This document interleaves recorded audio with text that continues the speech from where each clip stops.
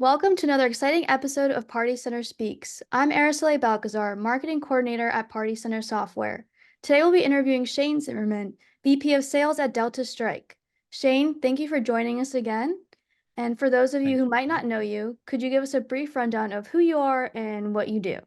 Yeah, awesome. Thanks for having us. So I'm Shane with Delta Strike. We are historically we've been a laser tag manufacturing company. Now we have a few other products that we are onboarding.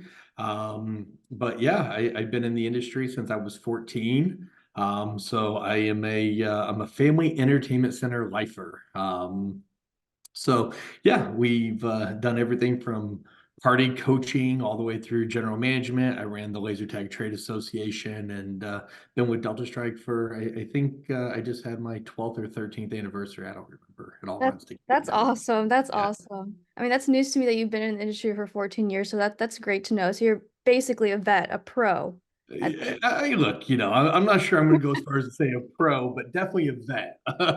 Definitely a vet. Awesome, awesome. So, how does Delta Strike, for those who don't know, enhance the gaming experience for family entertainment centers? Yeah, great question. So, when we look at it, everything in the Family Entertainment Center is really going to focus in on immersive play.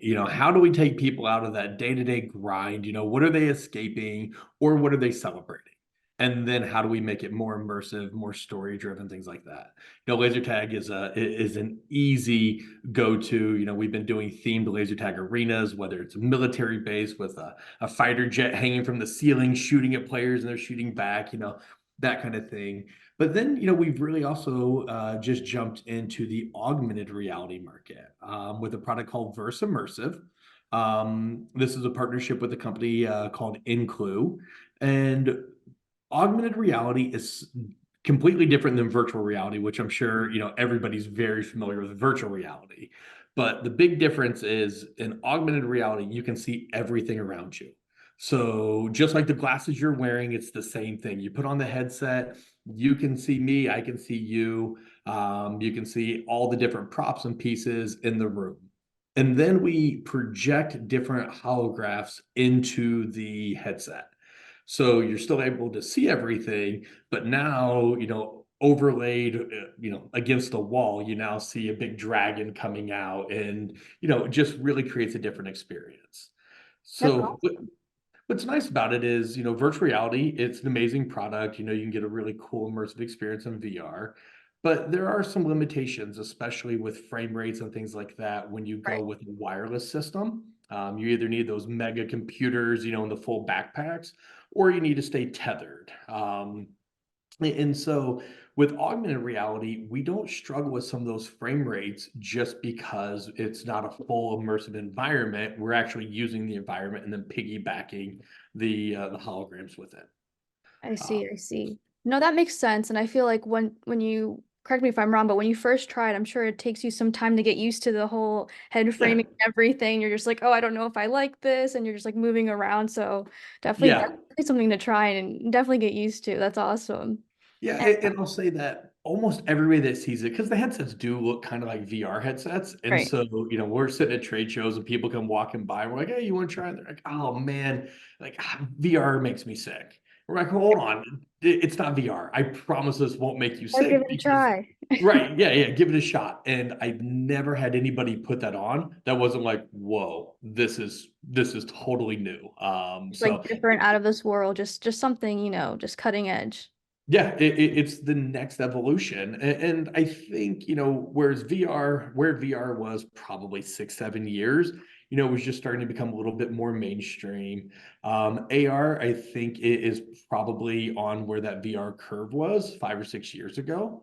Hmm. Um, there is some consumer grade products that are on the market, but they're just so expensive. The reality is very few people are going out and spending, $3, $4,000 on a headset. So it, Right. it gives a great experience or a great opportunity for operators to leverage the marketing that Microsoft and Facebook and Hmm. Meta and all these companies are now doing. With a price point that guests can come in and experience what this AR really is. Yeah, Um, and speaking of just family entertainment centers investing in, just could you give me just like a list of reasons as to why they should invest in this anyways? Because I know you're saying that it gives us an opportunity for their customers to try it, because like you said, from just a price point, it can be expensive just getting it for yourself. But are there any other major points where you could see why they should invest in this, like just adding it to their center? yeah, for sure. When we look at just attractions for entertainment centers in general, there's some amazing attractions that are relatively low throughput, and then there's some amazing attractions that are high volume. And that's more, the world we come from with the laser tag. Laser tag, we're typically looking at 24 to 30 players. We're running that game 4 times an hour. So to turn 100 to 120 people an hour is very standard in our business model. What's really unique to the Verse product is it gives us that same large capacity that we have in laser tag, or we have in karting and bowling, and these other attractions that can accommodate larger groups. So when we look at the business model, I think Verse hits a few different check marks. One, it's an immersive attraction. It's a high-tech immersive attraction. It has a high volume, and it also appeals to a wide demographic. So we typically look at a minimum age about 7 or 8, and that's primarily just because they're putting on an expensive headset. We don't Right. want a 4-year-old taking it, throwing it on the ground. Mhm. But we've created competitive experiences where you have on the headset and you're competing against other players and you're blasting asteroids out of the air and scoring, all the way through more like museum walkthrough. There's an art gallery, Oh, so wow. it's not Mhm. uncommon to see, a mom's walking around the verse room with a headset on, a glass of wine, and just looking at art exhibits. You That's know, it, awesome. so it has a very wide appeal. Um, and it's completely unique. So, the exit surveys that we're getting show about 80% of the people that are going to the entertainment centers for Verse have never been there before. And these are some big name facilities in major markets that you would have expected everybody in that market had been to that store. And they really haven't. It's drawing in a totally new group of guests. I So, see. I think that is a huge push. Just there's some trendsetters, there's some folks on that cutting edge of technology that really want to be ahead of things, and they love that augmented reality experience. Right. And I love how you said that basically it can cater to all age groups. So if, like 7 to 8 and above, just because, when family entertainment center owners or operators invest into these attractions, they're like, all right, who can I gear this towards? And it's just great Mhm. to see that it can just gear towards, a big variety and, with people with different interests and whatever they want. If it's something more simpler, just like walking through a museum or like you said, like shooting down things or whatever it may be. But just a question I have for you, do you have a favorite game in particular that you like to play? So there's this experience called Unreal Garden. It's one of my favorite. It's kind of an Alice in Wonderland interactive experience. Everything's neon. There's overgrown, foliage everywhere. There's a giant rabbit. You walk up, you have to feed the rabbit, and so it's just a unique experience. That I don't think a lot of other people have done. It's something nobody's really done. Right. So Unreal Garden's super cool. There's another one um, called Star Walk that is more of an edutainment one. So you have the solar system, and inside the solar system, players can walk up to Jupiter, they can see its moons, they can, I'm going to show how ignorant I am on astronomy here, but like you can see all these different elements. You can walk over to a black hole and you can like flip a switch, and when I say flip a switch, you're just doing all this with your hands, so it's Right. just You're in basically front of you. midair. Wow. Yeah, and so then you like flip a switch and it turns the gravity on, and you see how black holes like would suck everything into it, and then you flip it off, and it just shows everything floating nicely. But so the edutainment aspect, I think, for our stores is going to be really important. Like how do we get those schools now, Mm. to tie in that STEM learning with an attraction. No, So I see. So we can basically, with kids, this can also evolve into a learning aspect. That's something I didn't even think of. So that's interesting for sure. And just out of curiosity, with each session, I'm sure it varies, but whenever someone puts on, their headset and everything, does it take anywhere from like 10 minutes and then that's their experience, or does it really depend on what kind of game you're playing? yeah, that's a great question. And it is a little bit different than a lot of our attractions. Every other attraction's pretty set. Laser tag is Mm, going to be, 10, 15 minutes. Karting is going to be, 6 laps, whatever it is. This one here, the different experiences have different lengths of time. I So if see. we get into an experience like Astro League, and that's where it's a competitive play, it's multiplayer. So you're going to have two people competing to, score points and blast the asteroids. That's going to be a much shorter experience. You're normally going to be about a 5 to 7 minute Mhm. turnover for that one. Then we get into that Unreal Garden. That could go up to 45 minutes. Oh, Uh, wow. Okay. so, it's also ways that we can get longer guest retention in the store. Um, Most people are packaging it, so you're going to buy a three experience packages or a three experience package, very similar to the way that most things are Right. bundled.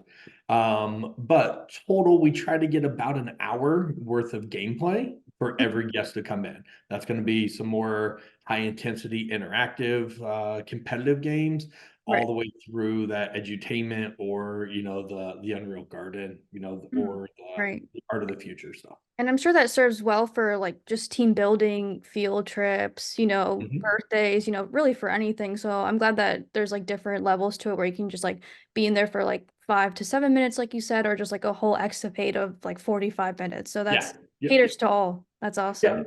And what's nice is all those experiences can happen simultaneously in the same Mhm. room. So with the headsets, all the content lies on the headset. So if mom comes in and mom wants to do Art of the Future, great. Mom puts on Art of the Future. If dad wants to do Unreal Garden at the same time, great. He's out doing Unreal Garden. Mom's over there doing an art exhibit while the kids are over here doing the interactive play. And it's all in the same 1,200 to Oh, 2,000 that's square feet. cool. So it's not like once we start a 45-minute exhibition, it's locked for 45 minutes. We're still rotating people into the micro experiences and starting people on their own, large scale or I see. long time frame Right. experiences. I mean that's good for, big families, especially with different ages. Like you said, like mom wants to do this, little Bobby wants to do Yep. that. So it caters to all. Little Bobby. That's It's almost awesome. little Bobby, isn't it? But no, and you're exactly right. So when we look at, entertainment, we really have our different groups that we cater to. That 6 to 14-year-old, Mhm. that 15 to 20-year-old, and then the 21 plus. And those groups all need to go in because they're all part of a family unit, but we struggle finding things that everybody can do. Right. And I think you nailed it with the versatility of this. There are some attractions that can meet that. Laser tag, bowling, motion theaters, things like that. Virtual reality. A lot of it. Haven't seen too many grandmas playing virtual reality, but I'm sure there's some I'm sure out they'll give there. it a try. Once Yeah. they try, they may have a little bit pushback, be like, oh, I don't know about this because goggles on your head, you can't really Yeah. see what you're actually doing. But I definitely would want to try it for sure because I haven't Yeah. had to try it. So that's awesome. And but yeah, shifting gears. I know we were talking about just the augmented reality and everything, but for family entertainment centers in particular, how Mhm. can we see this for family entertainment centers to integrate this seamlessly, like with a smooth transition? And how can they adopt this experience into their entertainment center with, like, let's say already having like a laser tag arena or like an arcade or a bowling center? Tell us a little bit more of how they can have that smooth transition if they are interested in having one in their facility. Yeah, and the versatility, I think, is really one of the advantages that this attraction has over some other ones. We have one client right now that is running it out of their corporate event space. Mm, So they okay. have, I want to say it's about 1,200 square feet is roughly their corporate event. It's typically tables, chairs, that kind of thing. But Mhm. corporate events are a Monday through Thursday event. That's where 90% percent of your corporate events are going to come from. So on Friday, Saturday, Sundays, that entire corporate event space sits empty. So what we've developed is kind of a modular system.